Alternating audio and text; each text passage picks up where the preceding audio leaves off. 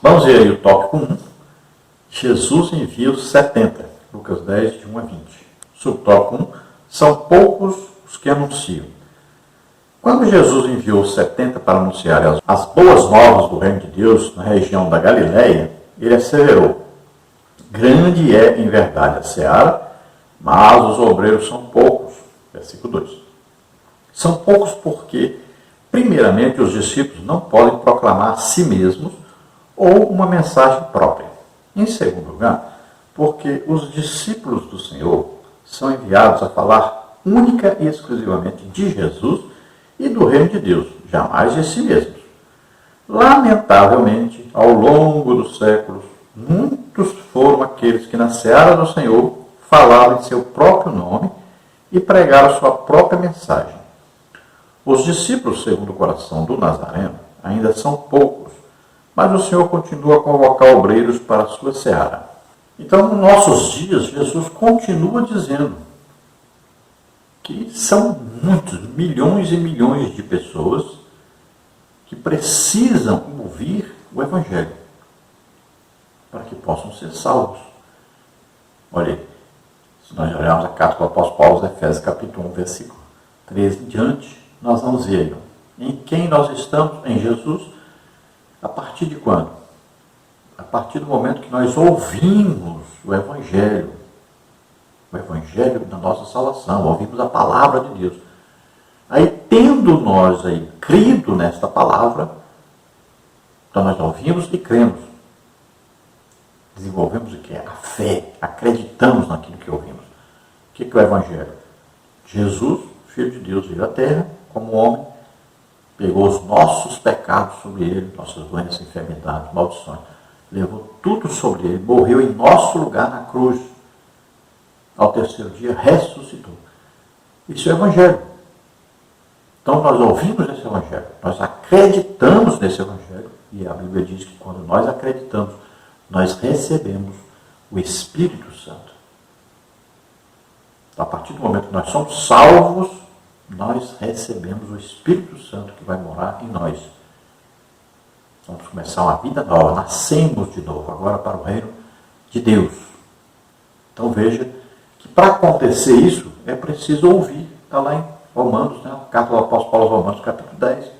Se com a tua boca confessares ao Senhor Jesus, em teu coração creres que Deus ressuscitou dos mortos, serás salvo. Agora diz, como ouvirão se não há quem pregue? E como pregarão se não há quem envie? Então veja só, é preciso que nós trabalhemos para que todos possam ouvir a palavra de Deus. Então, com o mundo, nem a metade do mundo ouviu realmente a pregação do Evangelho legítima, e temos aí 1/3 do mundo que nem ouviu o nome de Jesus ainda. Imagine. O que nós estamos fazendo para melhorar isso? Quantas igrejas tem aí que nem um missionário tem? Olha só. Se nós olharmos, então, missionários fora do nosso país, dos lugares que estão precisando mesmo, praticamente não vamos achar quase que igreja nenhuma. É absurdo. Nós temos, em 2014, falamos sobre um caso interessante, Imperatriz, por exemplo, né? A igreja, o pastor Raul Cavalcante Batista ali, o Ramos, que é o líder de missões, eles trabalham, olha, eles têm entre aí 600 a 700 missionários espalhados pelo mundo, pregando o Evangelho. Aí você vê uma cidade grande, como São Paulo, Rio de Janeiro, Belo Horizonte, várias outras igrejas grandes, muito grandes, ricas, não é como na pobreza do estado mais pobre do Brasil, que é o Maranhão, mas igrejas ricas, grandes, e você vai ver, às vezes se encontra lá 200 missionários, 100 missionários, 300. Imagine, nós precisamos investir mais em missões. E quanto mais a igreja investe em missões, mais a igreja cresce, mais Deus também dá crescimento, tanto na área espiritual, quanto crescimento também na área financeira, para poder sustentar esses missionários. Então existem igrejas aí que tem 200, 300, 400, 500 pessoas, 1000 pessoas. Você pergunta, quantos missionários tem aqui da igreja que foram para o campo missionário? Nenhum. É absurdo isso. Aí tem gente, não, é que nós ajudamos missão não sei aonde, não sei aonde. E vocês? Por que ninguém foi para o campo missionário? Então parece que não está havendo o quê? Um verdadeiro, legítimo estudo, ensino sobre isso. Não está havendo incentivo. Não está havendo compromisso. Isso é urgente. É uma ordem de Jesus. Olha lá. Então vocês ficam em Jerusalém até que do alto seja revestido de poder e depois vocês vão fazer o quê? Vão sair pregando. Em Jerusalém, sim, mas também onde? Na Judéia, Samaria, até os confins da terra. Então a igreja prega onde ela está localizada, mas também na cidade vizinha, no estado, no país e em outros países. Ao mesmo tempo está pregando o evangelho por toda parte. E esta é a obrigação, é o dever da igreja. Então veja que Filipe pregava a Cristo. E para pregar a Cristo, olha só, tem que imitar Cristo. Temos aí missionários enviados, por incrível que pareça, a gente acha missionário enviado que nem batizado no Espírito Santo ele é. Se ele deveria ter dons do Espírito Santo, imagine, nem batizado no Espírito Santo ainda é. Aí chega no campo, passa lá 20 anos, você vê 10 almas, 20 almas que ele ganhou. Que está lá congregando. Olha só. Por quê? Porque não houve um legítimo ensino. Ele não sabe que ele tem que imitar Jesus. Jesus pregava, ensinava e curava as pessoas. E assim foi seguido por Estevão, Pedro, Filipe, Paulo. Olha aí, sinais, prodígios e maravilhas aconteciam. E isso precisamos entender. Então as pessoas muitas vezes estão falando em seu próprio nome. Por quê? Quando a pessoa não tem a confirmação de Deus no seu ministério, olha aí, estão querendo fazer fama. Estão querendo ganhar dinheiro. Não é verdade que ele está querendo apresentar Jesus. Quem apresenta Jesus tem milagre para comprovar. Tem sinais, prodígios e maravilhas de Deus comprovando o seu ministério. Agora, quem está representando a si próprio, pregando a si próprio, querendo o seu enriquecimento, né? A maioria hoje dos obreiros pensa nisso. Enriquecer. Então, Deus não confirma esse ministério com sinais, prodígios e maravilhas. Pode ver. Aí tantos pregadores que tem por aí gritam, pulam e sacode para lá e sacode para cá. Pula, pula, pula, grita, grita, manda falar, manda repetir. E cadê a comprovação de Deus no seu ministério? Não tem. Subtópico 2, enviados para o meio de lobos. Proclamar o evangelho num mundo contrário à mensagem do reino de Deus certamente levaria os arautos de Cristo a serem perseguidos. Os 70 que Jesus enviou seriam rejeitados, perseguidos e até ameaçados de morte. A história da igreja nos mostra que pessoas pagaram com a vida por professar fé em Cristo. Nas últimas décadas, mais cristãos foram mortos no mundo que em qualquer outra época da história da igreja. Os verdadeiros evangelistas enfrentarão ainda muitas perseguições, sobretudo em países dominados por religiões anticristãs e fundamentalistas. Eles são comparados a cordeiros que se dirigem para o meio dos lobos. Então veja que o evangelho não é só pregado onde nós estamos, nem só onde ele é aprovado, bem-quisto, né? Nós temos uma leve, muito leve perseguição no Brasil, principalmente por parte de partidos, né, comunistas, partidos esquerdistas, apoiados aí por pessoas, né, influentes na justiça, que dão apoio a essas pessoas. Então passamos até por um período muito difícil, aí, quando a esquerda, né, comunistas principalmente, estavam no poder. Hoje vai melhorando um pouco, mas eles vão tentando de toda maneira impedir a pregação do evangelho. Mas veja bem que existem aí os países onde se prega o evangelho significa morrer. E nós precisamos enviar missionários para esses lugares. Aí, quando a gente vê que enviaram, aí a pessoa fica lá como técnico de futebol, não sei o quê, se escondendo. Parece que pensa que em 50 anos vai ganhar uma alma, 2 almas, 3 almas. Não, o evangelho não é evangelho de covardes, é evangelho de pessoas corajosas, que estão dispostas a morrer. Paulo disse, eu estou disposto a morrer pelo evangelho. Eu tenho uma missão a cumprir. Se for preciso morrer, eu morro. Agora o evangelho é pregado com sinais, prodígios, maravilhas, milagres. São curas. Se esses missionários que são enviados para esses países estivessem sendo realmente usados em dons do Espírito Santo, estariam pregando e ganhando muitas almas. Mas ficam lá escondidos, com medo de morrer. Imagine, que tipo de evangelho é esse? Estão pregando o evangelho para quem? Será que é para Jesus? O Todo-Poderoso? Aquele que nunca perdeu batalha? Será que estão pregando o evangelho para ele? Não existe o evangelho desse jeito.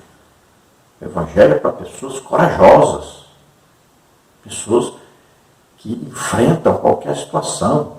Pessoas que confiam em Deus, que são usadas poderosamente por Deus. Então, essa preparação que existe hoje para missionários está totalmente fora da palavra de Deus. Estão preparando pregadores, ilustres pregadores, concursos de teologia, mas o principal, aquilo que ele vai precisar mesmo no campo missionário, sai totalmente despreparado. Pessoas sem fé em Deus. Pessoas que não foram chamadas por Jesus Cristo. Fazem vergonha.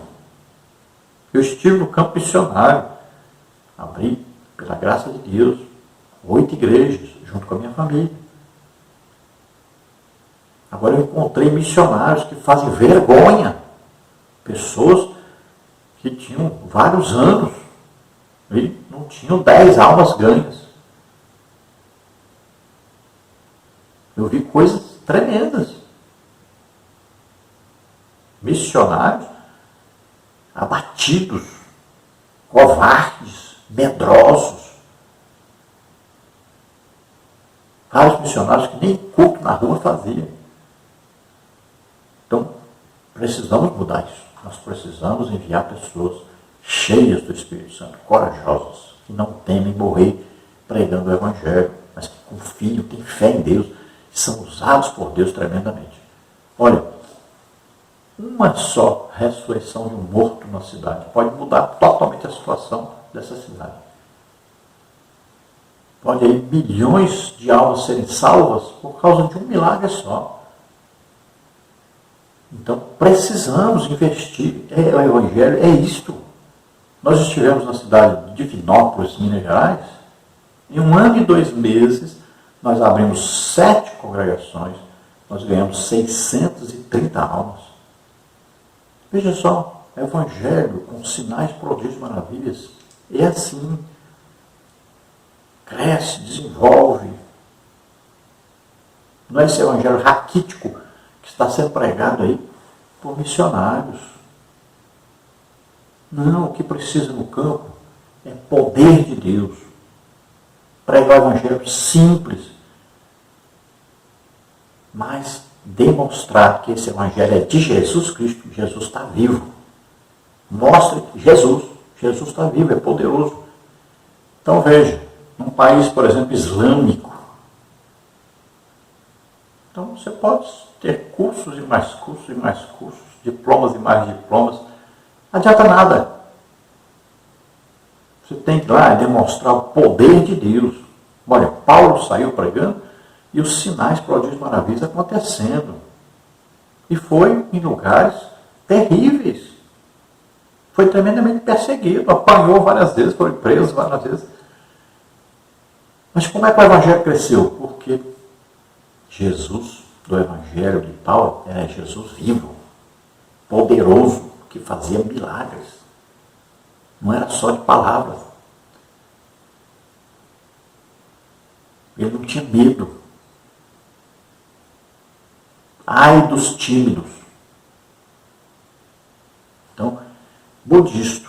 Você que tem aí treinamento para missionário, mude isso. O que eles precisam é de prática. O que eles precisam é de poder. O que eles vão precisar no campo não é nem muito dinheiro, não. Eles vão precisar é de poder de Deus.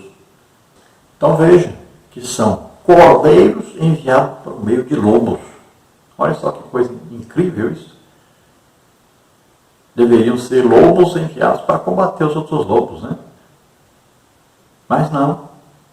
São cordeiros. São aí pessoas humildes, simples, necessitadas financeiramente. Pessoas que estão amando as almas, que vão por amor. Eles amam em primeiro lugar Deus e amam os outros como a si mesmos. Pessoas que estão dispostas a dar a vida pelos outros. É isso que é evangelho. É isso que é ser evangelista. Dar a vida pelos outros. É levar a palavra àqueles que precisam ouvir para serem salvos. Subtópico 3, os sinais e as maravilhas confirmam a palavra. Os 70 discípulos receberam poder em nome de Jesus para pregar a mensagem do reino de Deus com graça. Versículos 9 e 10. Mateus 10, 1 e 8. Quando voltaram à missão, os evangelistas maravilhados e surpreendidos diziam: Senhor, pelo teu nome até os demônios se nos sujeitam. Mas naquele momento Jesus falou-lhes de uma realidade que eles não compreendiam. Aquele poder era para confirmar a palavra do reino e não a palavra do homem. O verdadeiro significado de desfrutar da alegria do Espírito não é primeiramente ver milagres, mas saber que através da exposição do Evangelho de poder, temos os nossos nomes escritos nos céus. Versículo 20. Então veja que quando Jesus envia, por exemplo, os discípulos, os apóstolos primeiro, ele diz para eles pregarem a respeito de Jesus, mas também realizar o que? Ressuscitar mortos, curar os enfermos, expulsar demônios, tudo isso. O Evangelho nunca está separado disso. Veja que quando Jesus falou para os convidados, havia um banquete, o reino de Deus comparou com um banquete, muitos convidados. E os convidados começaram a dar desculpa, não podiam ir. E Jesus disse: olha, chame os aleijados, os mancos, os cegos, os mudos. Olha só, não existe evangelho sem a cura dessas pessoas. Não existe evangelho sem sinais, prodígios e maravilhas. Então, sempre quando Jesus envia, ele capacita. Porque as pessoas não vão só falar a respeito de Jesus, mas eles vão mostrar Jesus vivo. Veja, é o padrão de Atos dos Apóstolos. Eles iam, oravam, acontecia o milagre. Aí vinha um ajuntamento de pessoas, e eles pregavam o Evangelho, as pessoas se convertiam. Então eles estão pregando o quê? A respeito de um Jesus que eles estão vendo, está vivo, eu vi ele, olha aqui. Ele que curou. E eles diziam: olha, esse sinal aqui, essa maravilha, esse milagre, não é nós que fizemos através do nosso poder, não. Isso é Jesus. Então eles diziam: então acredito que esse Jesus realmente está aqui, fez um milagre. Jesus existe mesmo, está vivo mesmo. Então se convertiam. Esse é o padrão de Atos dos Apóstolos. Veja aí, Porta Formosa, 5.000 almas. Vamos ver lá, Filipe e Samaria, milhares de pessoas se convertendo. Vamos ver Paulo por todo lado, lá em Listra, um aleijado andou. Olha lá com o procônsul, viu lá um mágico ficar cego, né? Olha lá, se converteram, é assim. Sinais, prodígios, maravilhas. Veja lá a pitonisa, a adivinha, né, que ficou liberta. E assim é que existiam as conversões sempre, com sinais, prodígios, maravilhas. E Jesus, quando envia os discípulos, o apóstolo primeiro, dá esse poder. Quando envia os 70, também, olha, lá diz, prega o Evangelho, cure os enfermos.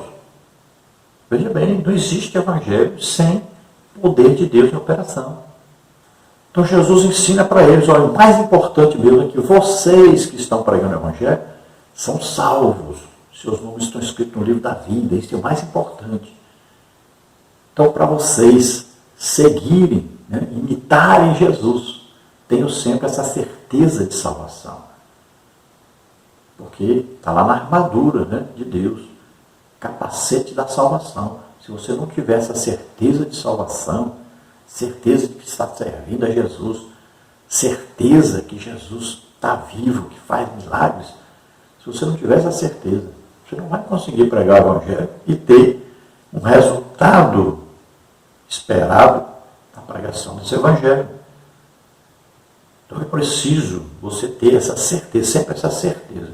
Eu sou salvo, eu tenho Jesus comigo, em mim mora o Espírito Santo, o mesmo Espírito Santo que estava em Jesus, que dava poder para Jesus fazer os milagres, é o mesmo Espírito Santo que mora dentro de mim, mora dentro de você. Creia nisso, tenha fé nisso. Ministre as pessoas, curas, libertações, batismo do Espírito Santo, milagres. Ministre, ore pelas pessoas e você vai ver que Deus vai usar você. No tópico 2 nós temos aí a grande comissão. Mateus 28, 19 e 20, Marcos 16, 15 a 20. Subtópico 1, o alcance da grande comissão. A ordem dada por Jesus aos seus discípulos após a sua ressurreição foi: ide e ensinai todas as nações, batizando-os em nome do Pai, do Filho e do Espírito Santo, ensinando-as a guardar todas as coisas que vos tenho mandado. Mateus 28, 19 e 20. Esta ordem é chamada comumente de a grande comissão. É o apelo de Jesus para os discípulos a anunciar o Evangelho até as últimas consequências. Foi nesse espírito que o apóstolo Paulo encarou a tarefa da evangelização, como está em 1 Coríntios 9, 16. Então aqui fala do alcance da grande comissão.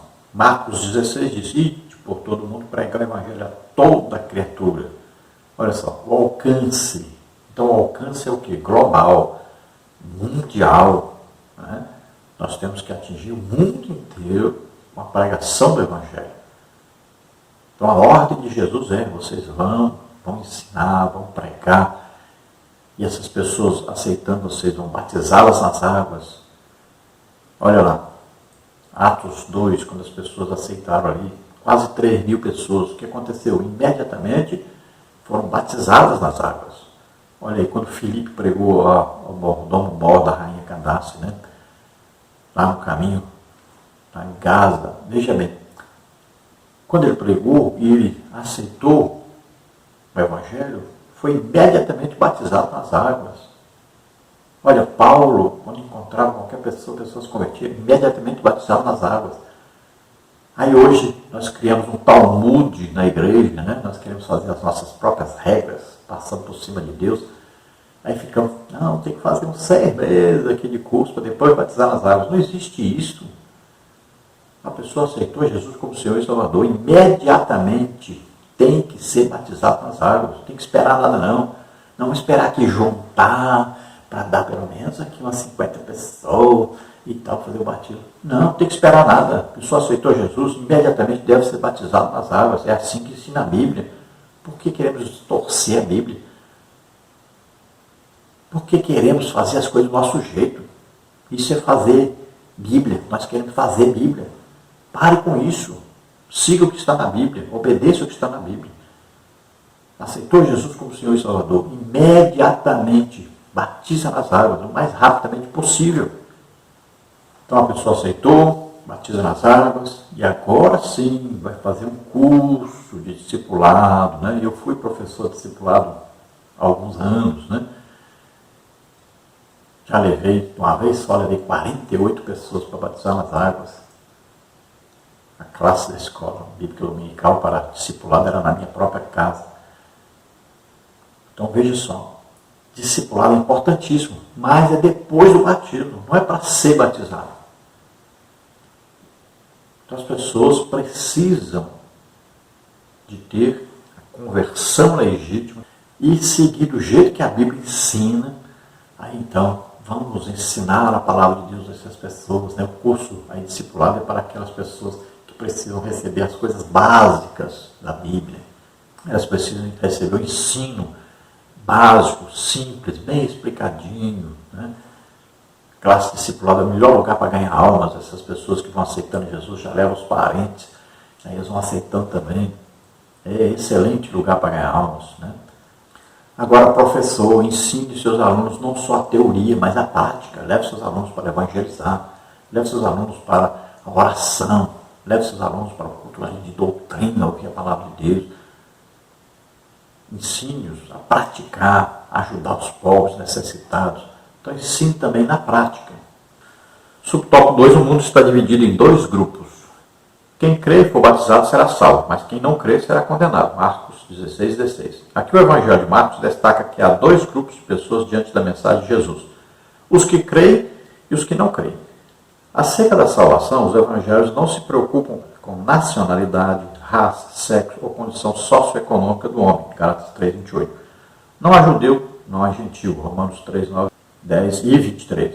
Toda a humanidade é carente da graça de Deus e precisa decidir o seu futuro eterno, crendo ou não no Evangelho. Acerca da salvação, os evangelhos não se preocupam com nacionalidade, raça ou sexo. Então, Marcos 16, lá diz, e por todo mundo pregar o Evangelho a toda criatura. Quem crê e for batizado será salvo, porém quem não crê será condenado. Então veja que existem dois povos, salvos e perdidos. Então nós temos que pregar para que mais pessoas sejam salvas, livrá-los da condenação eterna. Milhões e milhões estão aí, caminhando para a morte e indo para o inferno, porque faltam pessoas para pregar a eles, para levar o Evangelho a eles, para levar o legítimo Evangelho a eles, e eles, então, creem nesse Evangelho e são salvos. Precisamos trabalhar na evangelização. E o ministério evangelista é importantíssimo por causa das grandes cruzadas, onde existem milhões de almas que estão se convertendo. E veja que está falando que o Evangelho deve ser pregado a toda criatura. Não importa a raça, não importa a cor, não importa a condição social, nada, não importa nada disso. São pessoas. Então, todas as pessoas do mundo devem ouvir o Evangelho, devem ter a oportunidade de serem salvas. Subtópico 3, a grande comissão hoje. A tarefa da evangelização do mundo está inacabada. Apenas 33% da população mundial é composta por cristãos das várias confissões de fé. Há regiões em que o número de cristãos está diminuindo, como na Europa.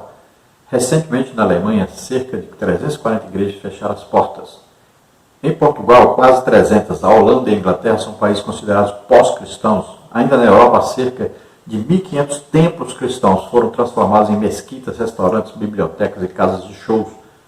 Se a igreja não experimentar um real e poderoso avivamento espiritual, em poucas décadas a Europa se tornará um centro multirreligioso ou o cristianismo não mais a influenciará. Precisamos reevangelizar o continente europeu. Então veja só, 33% da população se declara aí cristão. E aí, dentre esses cristãos, veja bem, pessoas no mundo, olha, nunca nem ouviram o nome de Jesus, 28% da população mundial. Olha aí, nenhum cristão, ou no máximo 2% de cristãos. 39% da população do mundo. E aí, esse mundo cristão, que são aí cristãos nominais, 33%. Mas veja bem, esses cristãos aí que nós estamos falando, são nominais. Não quer dizer que são cristãos legítimos. Apenas dizem que são cristãos.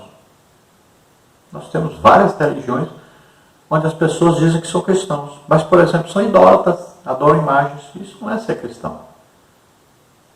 Então, apenas dizem ser cristãos. Imagine. Então, salvos mesmo é muito pouco. É triste, lamentável. Imagine. Quanta gente morrendo todo dia sem salvação. Impressionante. E a igreja tem aí líder que ainda fica pegando dinheiro de evangelizar e enriquecendo, roubando dinheiro da igreja. Isso é impressionante. Quantos milhões de pessoas morrem todos os dias sem ouvir nem o nome de Jesus. Enquanto tem pessoas pegando dinheiro que era para gastar, enviando pessoas para pregar o evangelho a essas pessoas, pessoas que estão pegando dinheiro e se enriquecendo. Impressionante a falta de amor, a falta de compromisso com a obra de Deus. Olha, países que antes eram evangelizadores, como países europeus que enviaram missionários para o mundo inteiro, hoje são países onde o satanismo cresce, mas cresce velocidade espantosa. Os países europeus foram invadidos por muçulmanos, que podem ter vários filhos, eles não querem filhos, então os muçulmanos chegam lá e têm vários filhos, e estão penetrando em toda parte da sociedade, dominando. Daqui a pouco vão ser países islâmicos. Veja só. E nós temos aí hinduísmo, por exemplo. Eu vi na Índia milhões de deuses num país. Veja só. Na África, quantas pessoas envolvidas com macumba, feitiçaria. Imagine. Aí no Brasil, essa idolatria, né? A Igreja Católica Romana aí com idolatria terrível, adorando imagens. Aí colocam Maria acima de Jesus. Coisa absurda. Veja, quantas pessoas não sabem o que é o legítimo Evangelho, não são salvas. E nós precisamos pregar o Evangelho dessas pessoas.